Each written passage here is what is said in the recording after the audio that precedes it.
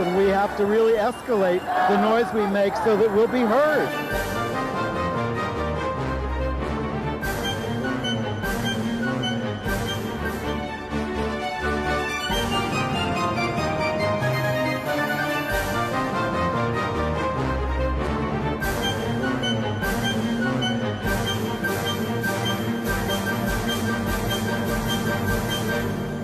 Welcome to Gay USA. I'm Andy Humm. And I'm Merryn Johns. In for Ann Northrup, who is away this week and next week. And I just want to give them a reminder, next week we're going to be taping on a Tuesday for Facebook viewers. And Rob Shooter will be co-hosting, and then Ann will be back the following week. Okay, it's nice to be here. All right, so in the news, President Biden strengthened protections for LGBTQ youth in foster care and for trans workers, and on another front. And in a first, a federal appeals court has ordered state health care plans to cover transgender surgeries. That Pennsylvania school board has reversed its decision to cancel The Talk by out actor Maulik Pancholy of 30 Rock. And with state legislative sessions winding down, there's now actually fewer anti-LGBTQ bills than there were last year. But there are a few that did pass, and we'll tell you about them. Democratic governors Katie Hobbs of Arizona and Laura Kelly of Kansas vetoed anti-trans legislation as Maine's Janet Mills signed a pro-trans bill. And up in North Hampshire, we're going to hear from a student who actually testified in the hopes that one of these bills would be overturned. Yeah. The United Methodist Church has adopted a big change to defuse debates over LGBTQ rights. And officials in several red states are going to be pushing back against the Biden guidance for trans rights in schools. Trouble at the 44-year-old Anti-Violence Project in New York, which deals with LGBTQ victims of violence. And we pay tribute to trans advocate and park ranger Robbi Mecus, who died while ice climbing. We told you that Iraq was holding off on an anti-gay bill. Well, they passed it this week. It is draconian. And because we're both big theatre nerds, we're going to give you the LGBTQ angles on the Tony Awards. The nominations are out, as you might know. And we have a ton of plays to review, and we'll share about that. And the Pet Shop Boys have come out with their gayest album yet. I think it is pretty gay. Okay. So, I don't think we can start this week without talking a little bit about what's happened in the Supreme Court in the past week. Please do. That kangaroo court. It really is basically giving, former President Trump a free pass on his immunity thing, which is delaying any chance of a federal trial for him before the election. And but also they heard the case about abortion rights in Idaho, where a woman who could risk serious illness if she doesn't have an abortion. Can she have one? And they're like, oh, what about the fetus? And all this kind of stuff. And it's like it's just incredibly alarming. I don't know what the kangaroos have to do with it anyway, because I take offence. I'm Australian. Oh, you do? Yeah. Do you ever use the phrase? I know what it means. No, but you don't use that phrase? Funnily enough, I don't know that we use that phrase in Australia. Okay. I wonder why we do use it. I think I heard it up here. Yeah. Yeah. I don't know why we use it. And Trump also said that he wants to surveil pregnant women in places where abortion is banned. Yeah. I mean, this shocking. is just getting absolutely out of control. And then there was the New York State Court that gave serial rapist Harvey Weinstein a get-out-of-jail-free card. He'll still die in prison due to the LA conviction, and he was hospitalized in New York, where he was returned to face a new trial. He could have been Rikers now. Ouch. Yeah. Yeah. So let's talk about what President Biden did this week. Biden's done a good thing for us. He's three good things. Well, I'm going to hone in on the foster care issue. It's a new rule from the Department of Health and Human Services that requires that LGBTQI young people, teens and children, are put in supportive homes. And it's the final rule. It was proposed last September and it was finalised yesterday. It requires that all of these youth have to be protected from harassment, abuse, neglect. Regardless of the placement, they have to be able to get access to resources and services should they need them. And this is in regards of gender affirming care. That's great. And the EEOC under Biden used Title VII to issue new guidelines to protect trans workers from discrimination and harassment. And Biden also updated the Affordable Care Act regulations, fortifying non-discrimination provisions on the basis of race and sex and sexual orientation and gender identity and reproductive care, because that's what they're in court trying to do in the Idaho case. Yes. Do you think there's going to be some pushback against that one? one? Thank you, President Biden. Yes, thank you. Not for everything, but certainly for that. Yes. All right. I kind of like to give them the good news about happened in that Pennsylvania case. Yeah. Because we've been talking about it. Yeah. First of all, U.S. Senator John Fetterman, a Democrat of Pennsylvania, challenged that Cumberland Valley School District for canceling an anti-bullying talk by 30 Rock star Maulik Pancholy, called it a detriment to students' education on diversity and bullying, and urged the right-wing board to reverse its unanimous decision. And it was a unanimous decision.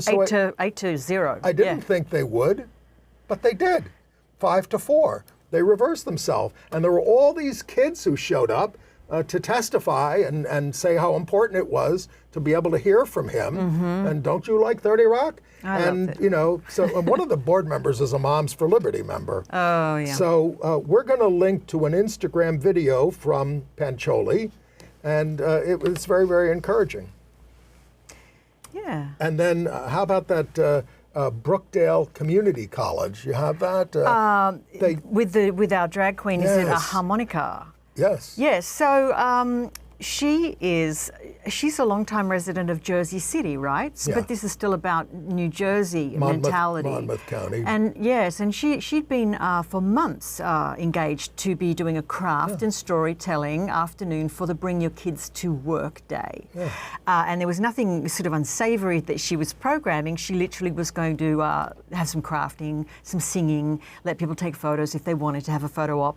And without explanation, the night before, the board contacted her and said, we won't be needing you. Yeah, they really didn't give much of a reason other than there are differing views about this on our campus. Right. So we're not doing it. Well, yeah, but I think they hopefully will change their minds. But they said they wanted to preserve the comfort level of everybody. And I think it was being done off campus anyway, but although sponsored obviously by the school. But that's a good thing to do when you get canceled, is do it somewhere else or do it in the street. Okay. All right. How about the big decision from the Federal Appeals Court in Richmond? Oh, yes. Lambda legal case. Which you go. Okay. It could end up in the Supreme Court. Yes. This court became the first in the nation to rule that state health care plans, Medicaid, must pay for gender-affirming surgeries, writing that denying them is obviously discriminatory based on both sex and gender. Judge Robert Gregory, a Clinton appointee, wrote, gender dysphoria is so intimately related to transgender status as to be virtually indistinguishable from it. And they ruled that West Virginia's policy of denying the surgeries violated the ACA anti-discrimination provisions.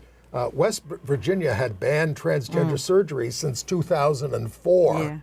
So this took a long time. Do you think it'll stay with us? I think they're going to appeal, especially West Virginia. Yeah, well, they're going to try to appeal to the Supreme Court, but or to that's the next step, but or at least maybe a panel of federal judges.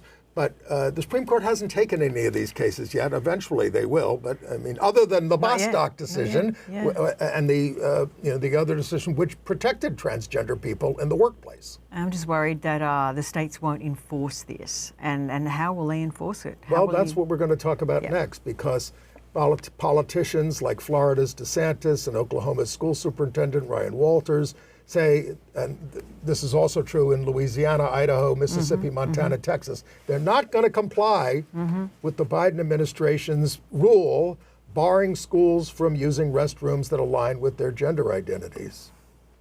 So there's this, it's almost like standing in the schoolhouse door and saying segregation forever. That's the way we're going to keep it.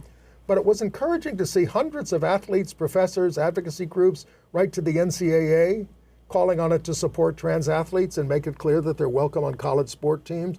Among the signatories were Megan Rapinoe and Sue Bird, more about whom later, former NFL player Chris Cluey, who was an ally, and it was organized by Athlete Ally with 55 LGBT groups and 56 PFLAG chapters on board. Yes. All right, some of the things in the states, huh? What about Katie Hobbs? Is that where we're at?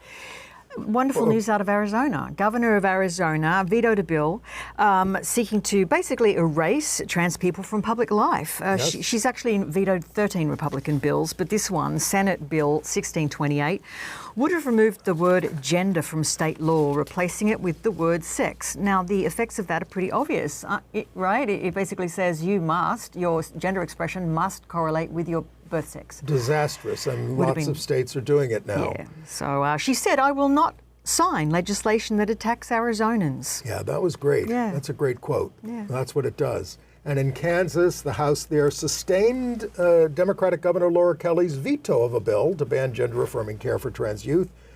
200 medical and mental health professionals warned of the dire consequences of the bill if it was enacted.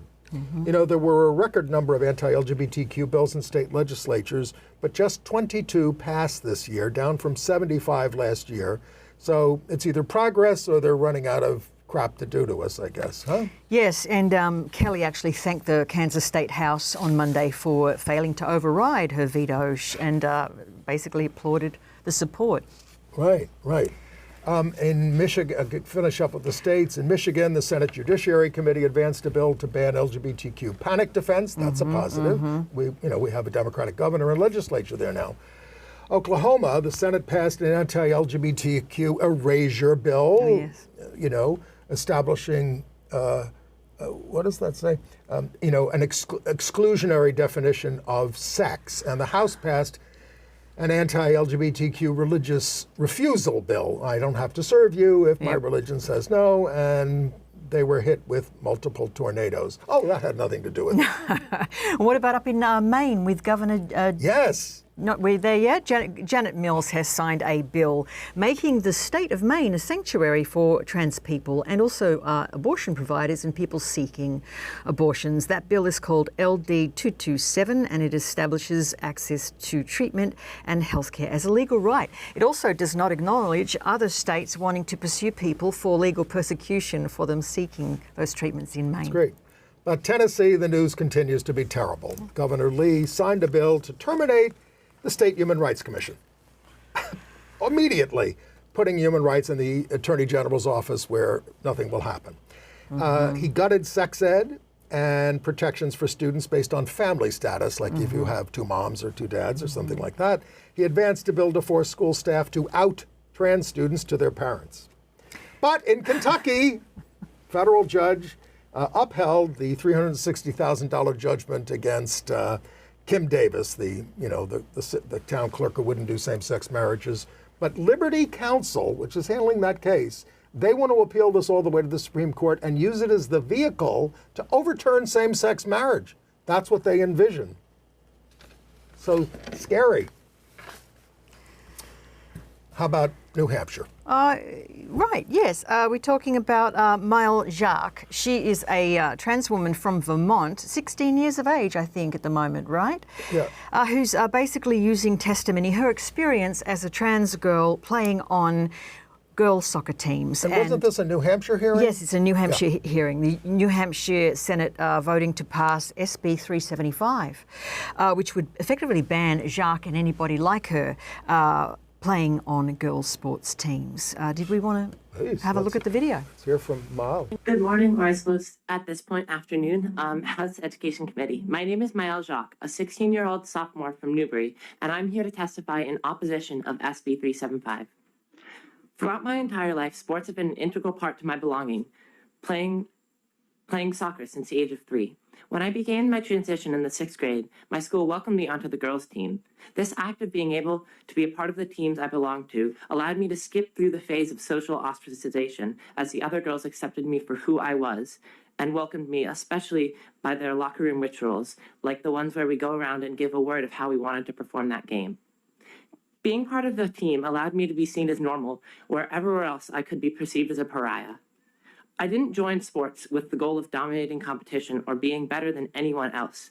No one would go through the bullying and self-hatred of transition purely to win a sport, especially women's sports, which are underappreciated in our nation. I joined because it's something I'm passionate about and enjoy.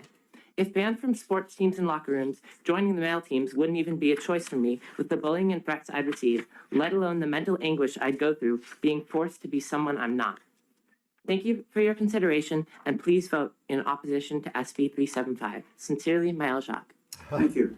Are there any questions from the committee? Not seeing any, thank you. Yes, Representative Woodcock? Thank you. Good afternoon. How you doing? Good. Thank you for waiting around. I know this started at 11 o'clock this morning. Just a question. In your participation in sports, have you had any other teams complain or ask you to leave or stop the game? Never. All the other teams have been very supportive.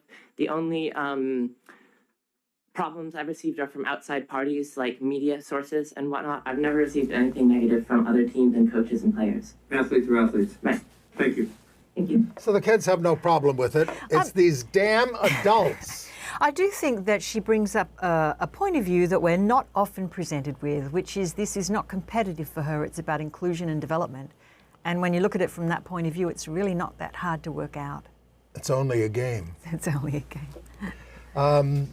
And of course, this was the week that in Arizona, updating people, you probably know about it, the House there, Republican-led, narrowly repealed the near total 1864 abortion ban when a couple of Republicans joined Democrats. And I listened to the anti-abortion Republicans get up and explain their votes, and they all talked about that they are doing the bidding of their God.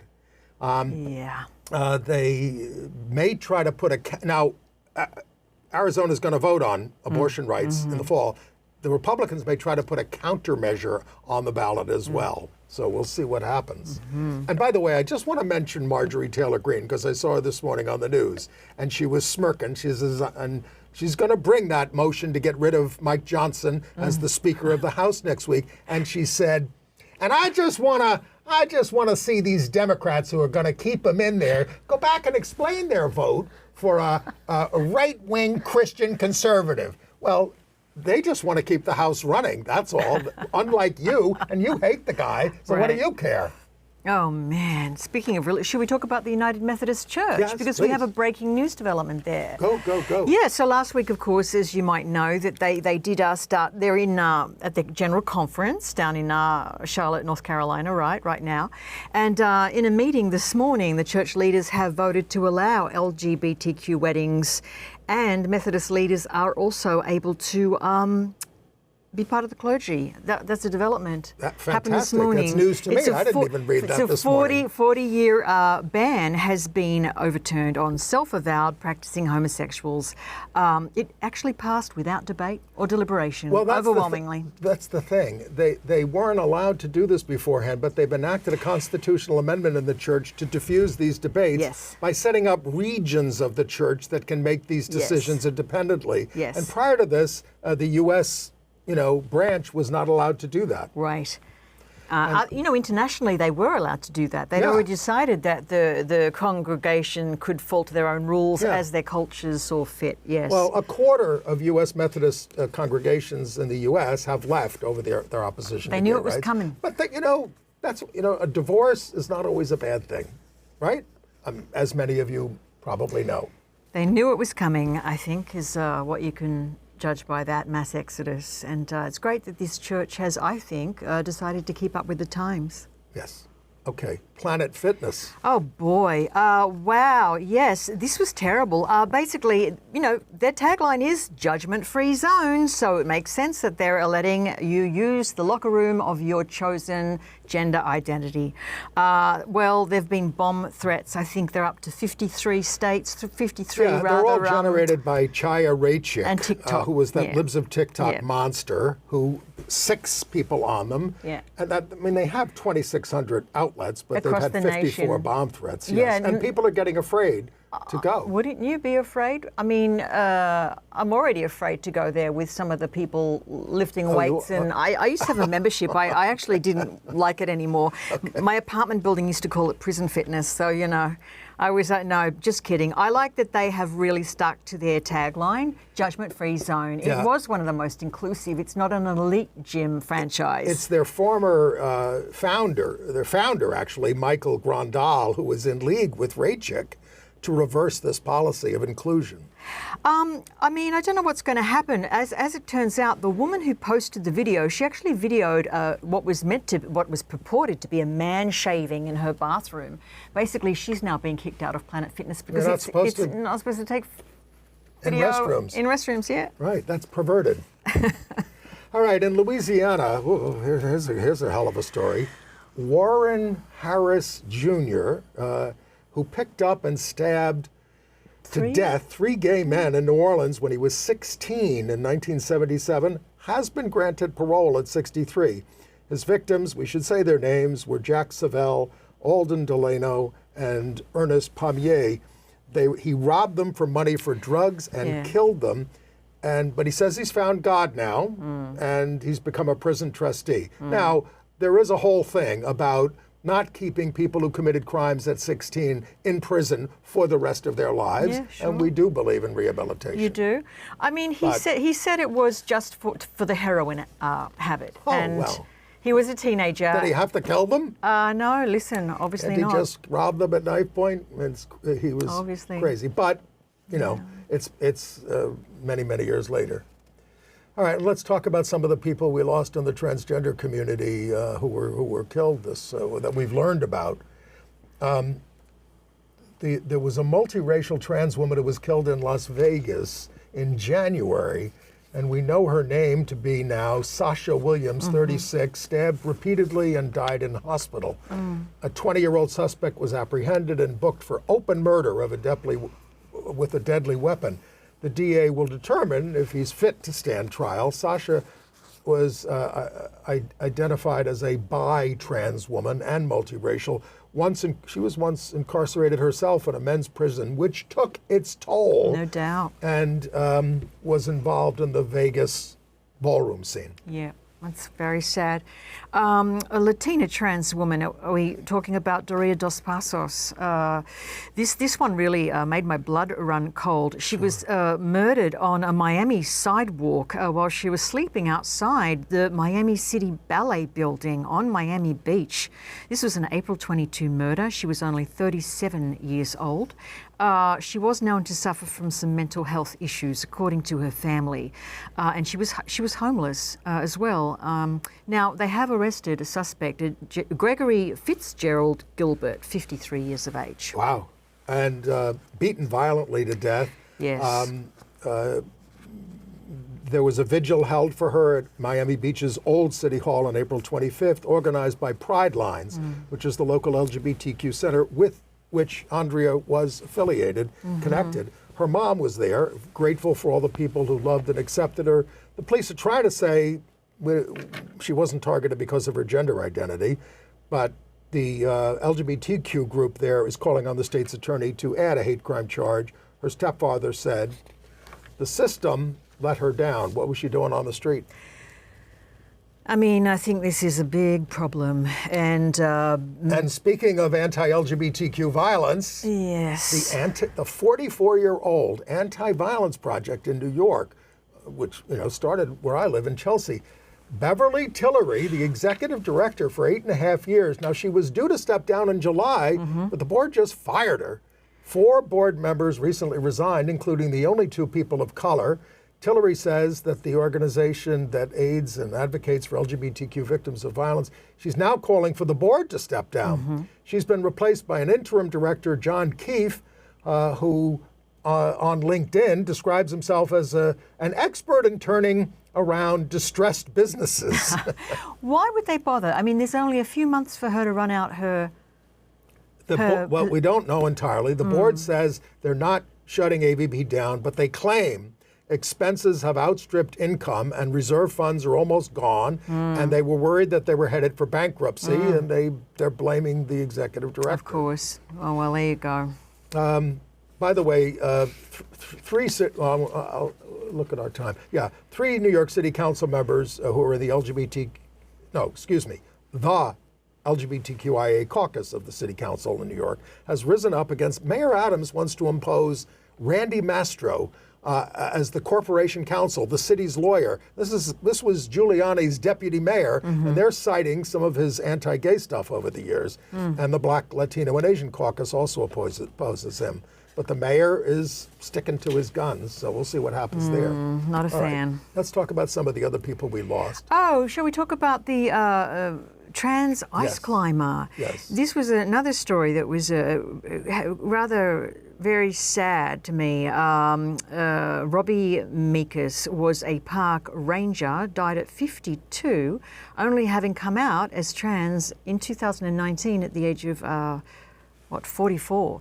But she was climbing a notoriously scary peak in Denali National Park and Preserve in Alaska. It's known as the Escalator. I think it's about 8,400 feet in height there. She fell 1,000 feet to her death. She had a co-climber who was 30, I believe, who's in serious critical condition. I don't know what they were up to other than just, pushing the limits and trying to achieve something. She was a leader in the LGBTQ community in the Adirondacks. She came out late partly because she knew no LGBTQ rangers or trans climbers. But the commissioner of the Department of Environmental Conservation, where she worked, said she exemplified the forest rangers, highest standard of excellence, working on complex searches that they had to do. Yeah, she was part of the search and rescue missions in the heart of the wilderness. She rescued a number of people from the same kind of death that she had. And praised her for advancing diversity, inclusion, and LGBTQ belonging throughout the agency. And we also lost, a guy I knew pretty well, Frank Stark. There's a picture of him there with, he's on the left, with Edie Windsor and Michael Adams, who's the board chair, the president of SAGE, Senior Action, I probably have the wrong acronym. It's for LGBTQ elder people like me. I'm a member.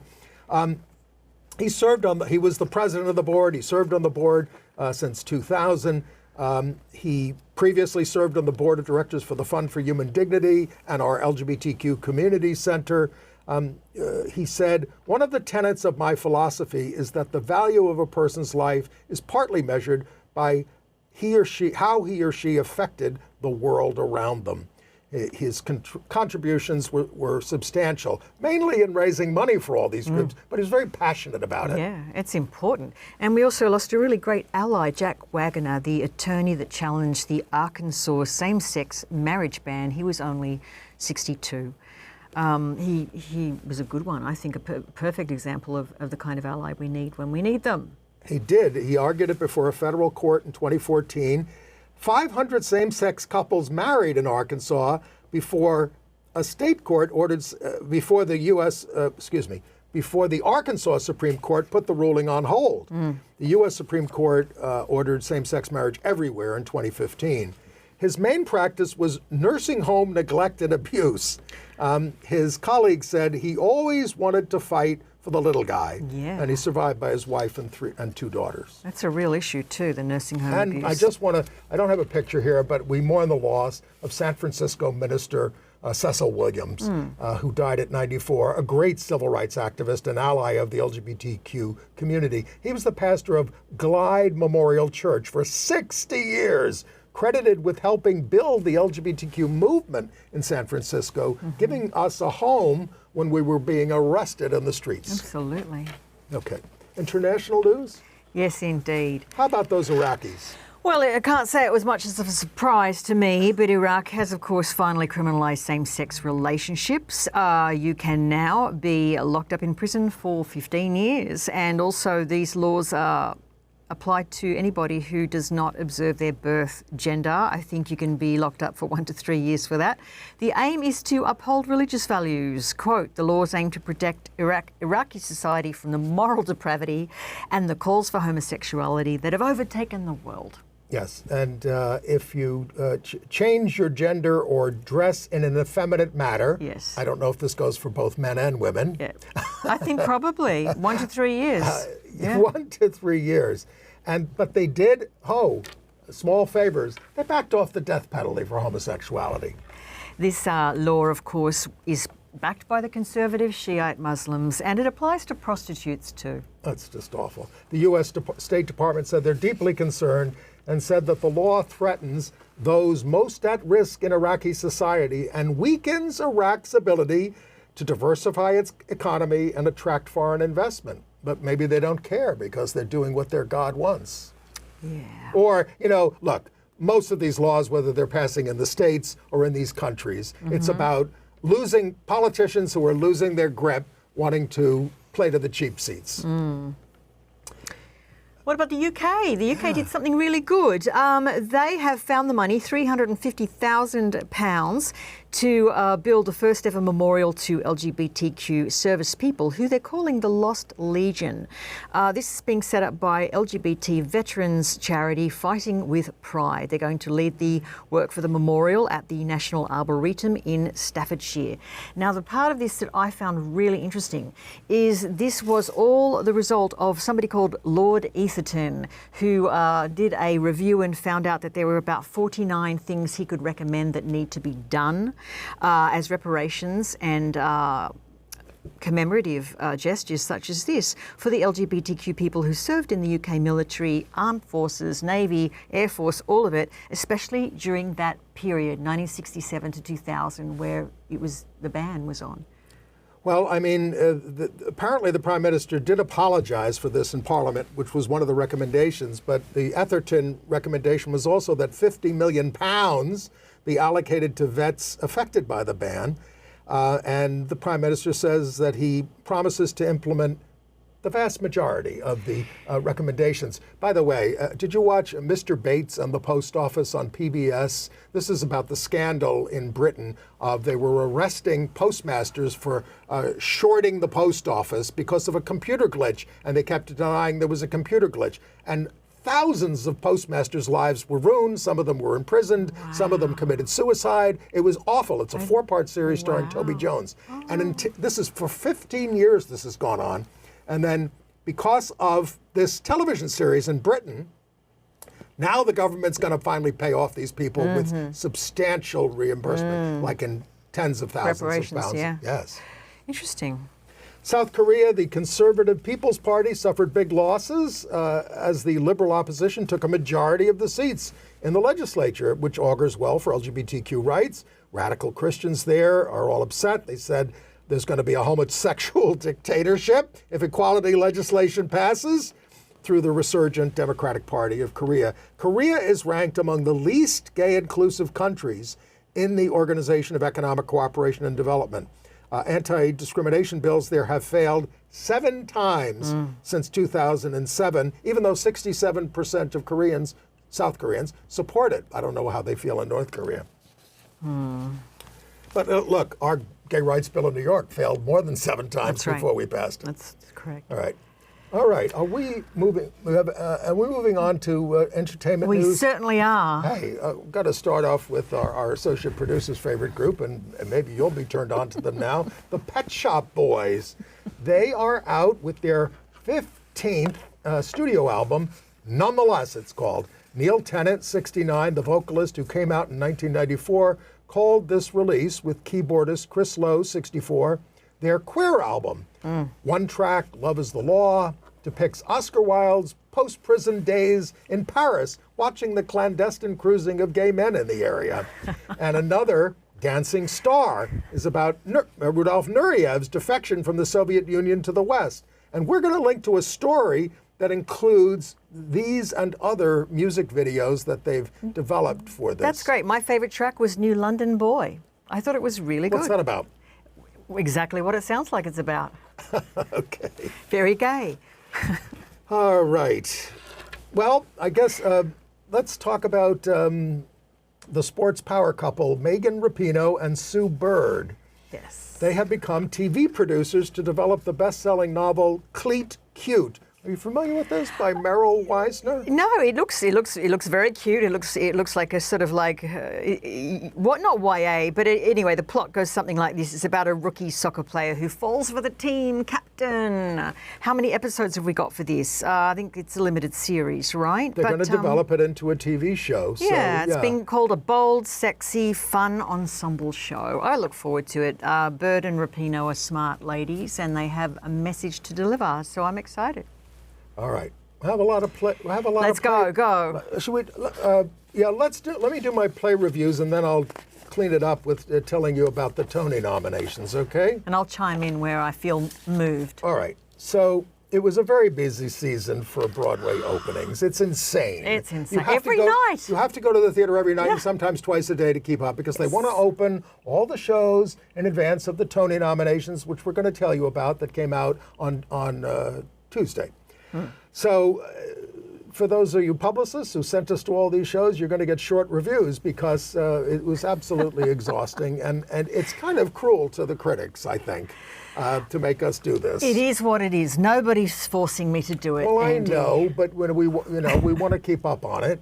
All right, so let's talk about Suffs. Oh, my favourite. On Broadway. Your favourite. I You start loved it. talking I about loved it. it. Look, I went into this with very low expectations, because I've seen so many boring and bad and so many kind of narratives around this period of history. It's never been sold to me What's very it about? well, even though I'm a feminist. It's about the suffragists who basically, suffered quite a lot actually to get the vote.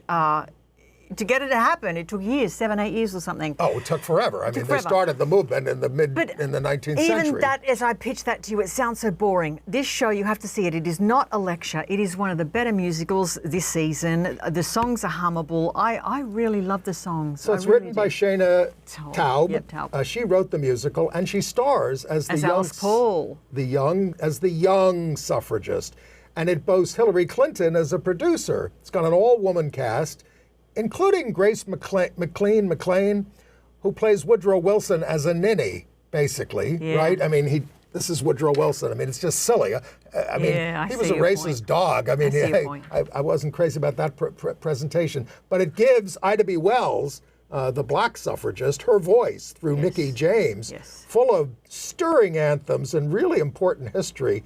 Now, the older establishment suffragists, Carrie Chapman Catt and Molly Hay, were played by Jenna Colella. Jenna Colella, terrific performance. And J.G.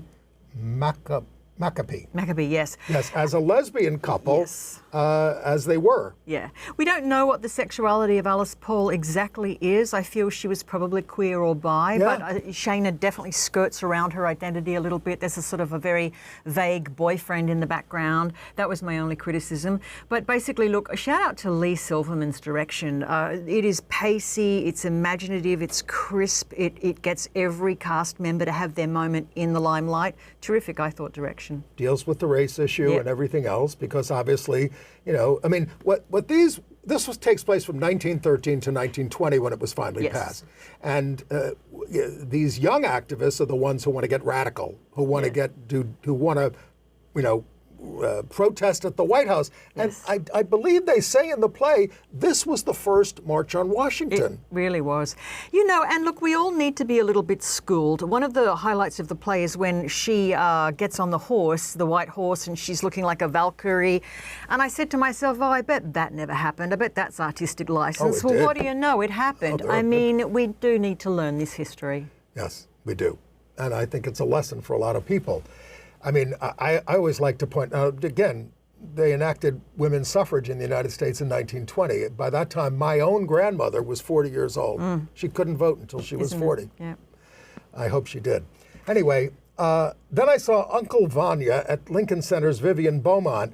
Now, somebody had the bright idea of taking this out of Chekhov's 1899 Russia and putting it in the recent American past. I think that was ill-conceived, despite the presence of Steve Carell, Allison Pill, Alfred Molina, Anika Noni Rose, and Spencer Donovan Jones.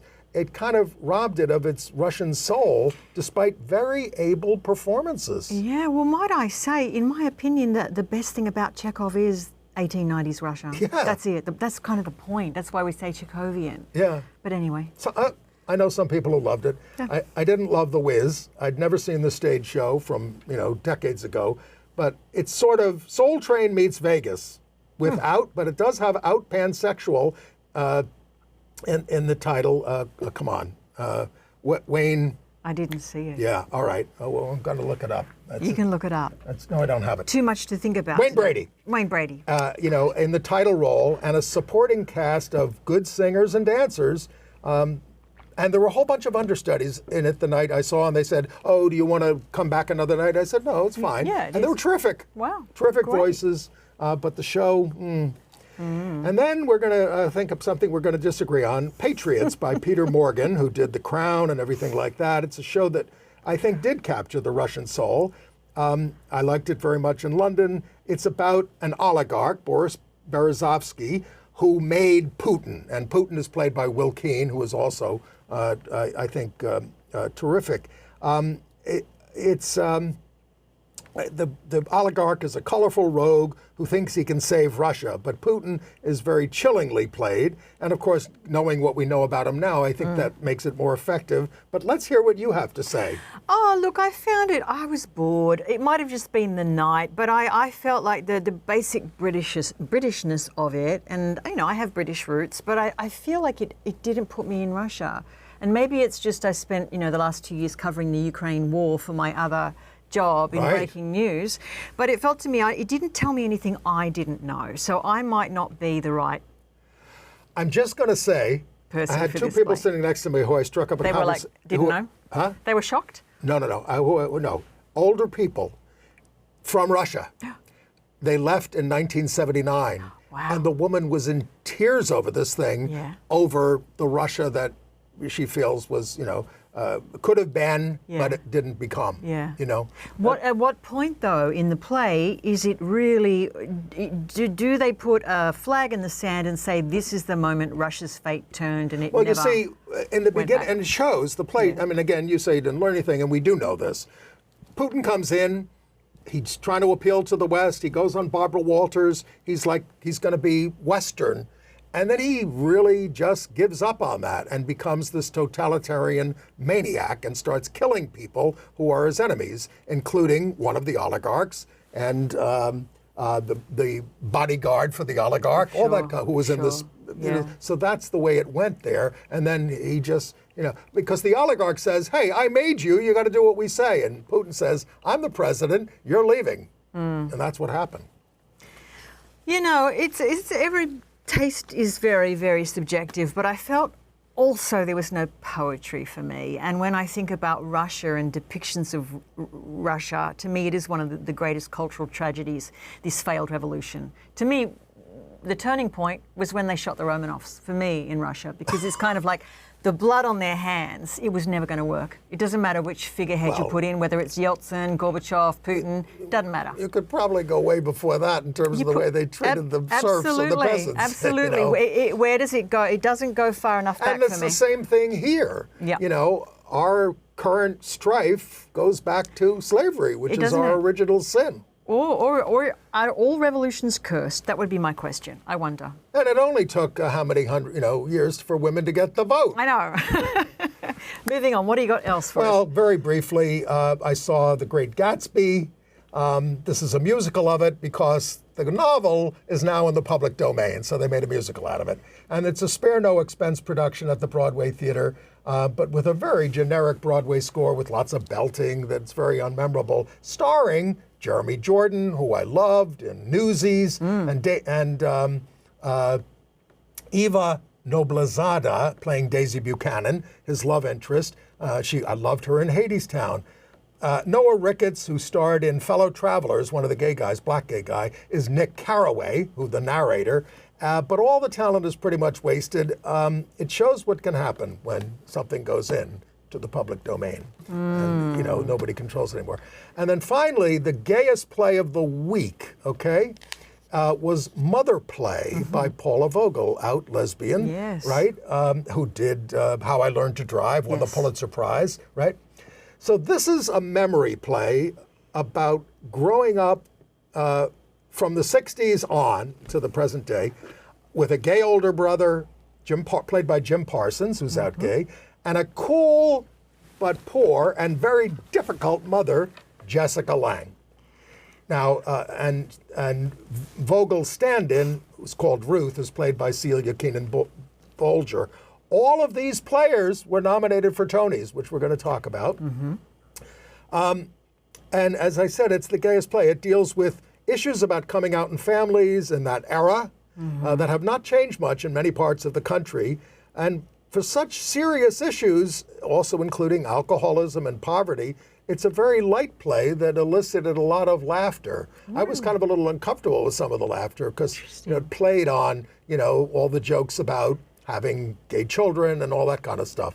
So anyway, the Mother play, it's one of the big hits of the season. I haven't seen it, but I was expecting something, I suppose, a bit more Tennessee Williams. I mean, Jessica Lange has such stature as a performer that... she's a huge hit in this, and she is nominated for Best Actress in a Play. And this is, one of the most nominated plays that they have. So let's talk a little bit about the Tony nominations. Well, anything surprising? What jumps out at you when you first saw the list? What did you think? Well, we want to talk about the LGBTQ angles, as we just did with Paula Vogel's Mother play. And again, Out Jim Parsons also got a nod for Best Featured Actor in a Play.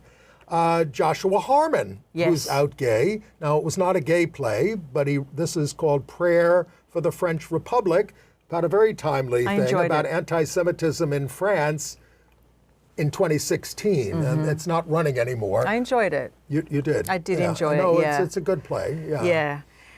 And then for Best Play Revival, Appropriate by the out gay playwright, black playwright, Brandon Jacob Jenkins, starring out Sarah Paulson, who was nominated for Best Actress in a Play. You saw it? I think it's it's her first nomination, isn't Really? it? I think it might be, but that would surprise me because she's terrific on stage. Well, I mean, Daniel Radcliffe, who's not gay, got his first nomination for supporting player in a musical for Merrily We Roll Along. And, of course, Merrily We Roll Along by the late gay composer Stephen Sondheim was nominated for Best Musical Revival. And it also got nominations for Jonathan Groff, who's out gay, for Best Lead, and for Ms. Lindsay Mendez, who was also in the cast. And then the very small thing, Water for Elephants. Did you see it? I didn't see it. Okay, it got a nomination for Book of a Musical, which was by Rick Elise, who was an out gay man. Who did anyway. So. Okay, so you know what? We've got some time to fill here. So well, what else? Who else are we happy about getting noms? I'm really happy for Eden Espinosa for Lempicka because she plays this sort of forgotten. I had never forgotten about her because when I was coming out, I had to find every woman in history that was even remotely queer and read every book. We never reviewed Lempicka here because we didn't see it. So I can give it a little bit go of ahead. a review. It's a big now. lesbian thing. It is. It's about the life of Tamara de Lempicka, who is a kind of Gatsby-era Jazz Age painter who was very influenced by the Cubists, and she painted these fabulous sort of monolithic images of women. I think Madonna's a big collector, one of the biggest collectors of her work. But the musical basically argues that these images help create the modern woman. And I think that's a little bit of a long bow to draw, but nevertheless, I did enjoy this musical. Lots of Russians and Poles in the audience because she was, of course, Polish.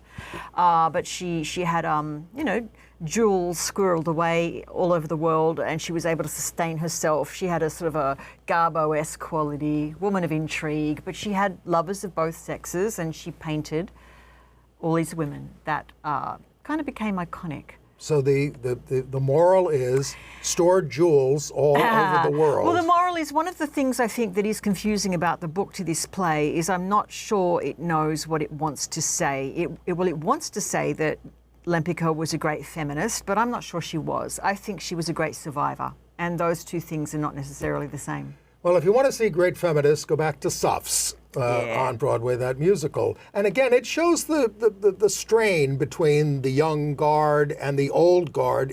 There's an old guard that wants to just have tea with President Wilson and politely ask for The these vote, things. yeah. But at one point, I don't want to give too much away, but I mean, at one point, as in England, these women got arrested for protesting outside the White House and force-fed in prison. Locked up. They threatened them with a mental institution. I mean, and honestly, at that point in history, they would have just thrown away the key. Those women would never have been able to get out. But look, it was moving. I found that production to be very fun, and the songs. I mean, I can remember at least 3 or 4 of the songs. A lot of musicals, I don't remember one song. Well, that's true. It's certainly true of The Great Gatsby, and I mean, you will come out of The Wiz humming "Ease on Down the Road."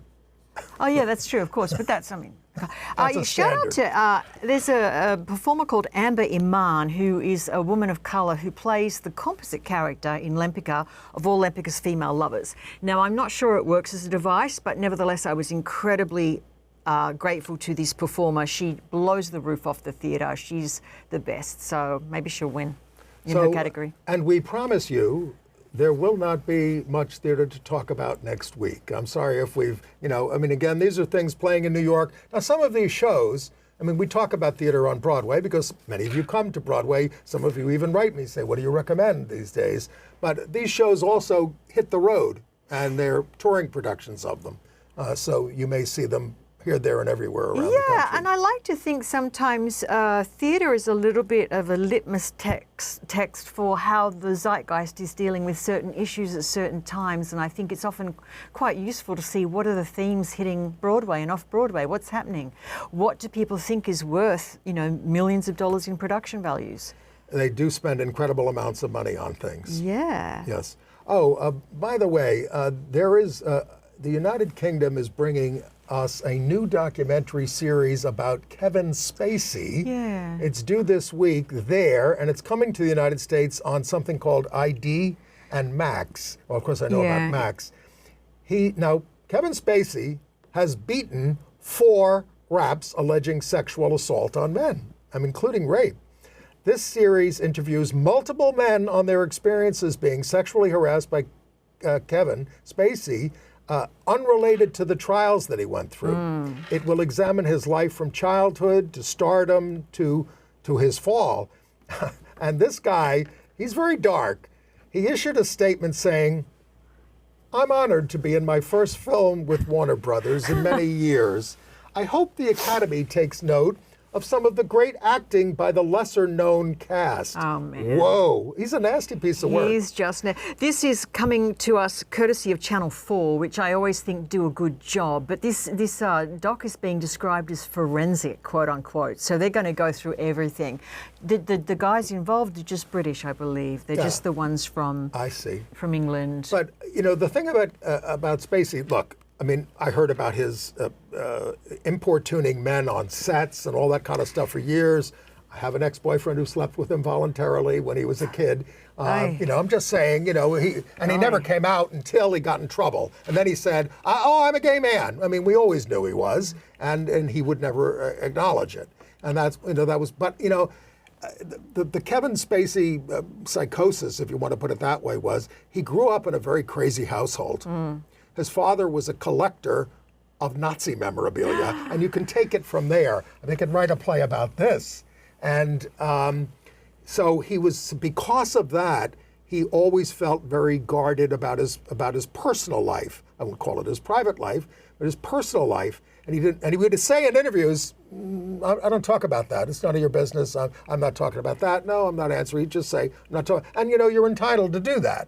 But that's the way he was, and that he had all this secrecy in his life that stemmed from childhood. Yeah.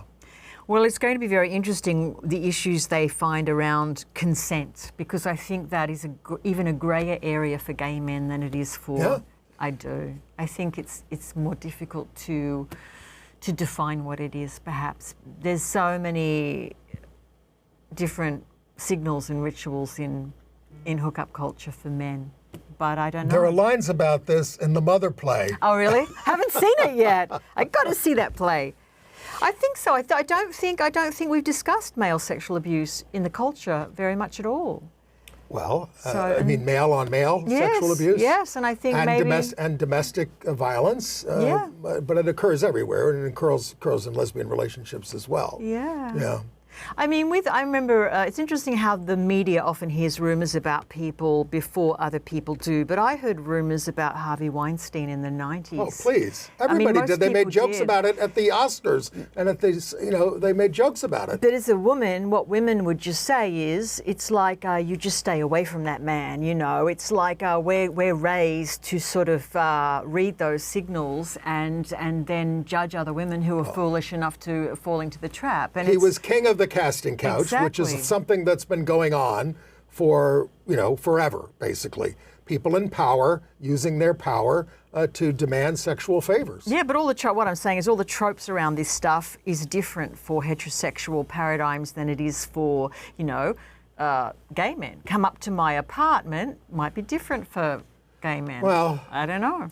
Obviously, a lot of the people who were importuned by or harassed or raped by Kevin Spacey did not like it. No. And they brought cases Well, I've read- and they yeah, lost. I've read some shocking. He had some great lawyers, obviously, and part of it was the age of the cases. They were the older cases, which become harder to prove and those kinds of things. But I remember when he was arrested cruising in a park late at night in London, right? Yeah. And then he had to do a press conference the next day because he was head of the Young Vic Theatre and it That's had right. already been scheduled. And what he said was, I want to thank David Beckham, who was involved in some big news scandal or something like that, for taking me off the front page. Yeah. I mean, but he joked about Yeah. it, but He feels he's immune, doesn't he? So we'll see what happens. But sometimes these documentaries do shift. So this is a hard week. I mean, everywhere, whether it's the strife on campus, the strife in the Middle East, that's terrible. The strife in Darfur and in Myanmar and in the stepped-up war in Ukraine versus Russia, and the threat of losing our own country here. Yeah. I'm very sad about the turmoil on campus because this is affecting young people's academic records, and I'm sure it's actually affecting friendships and allegiances on campus and making the campus a much more divided place. People are standing up for things they believe in, I and don't they're- blame them. and they are willing to pay a price. They know Yep. what they're doing. It was pointed out that in '68, when they arrested a lot of people on campus for protesting racism and the Vietnam War, they went back and restored everybody's degrees and everything. But a lot of these people who are protesting now are people of color, and are they going to do the same thing for them? I don't know. That's the thing. Yeah. So it's yes, it is a fractious, upside-down world. But these young people, and in the tradition of young people, especially, and that's mostly who are at these demonstrations, are standing up for for justice. Sure. On many sides in many respects. Yeah, they have the time and the energy to do so. I think we need to listen to them because they're kind of like the canary in the coal mine. Right.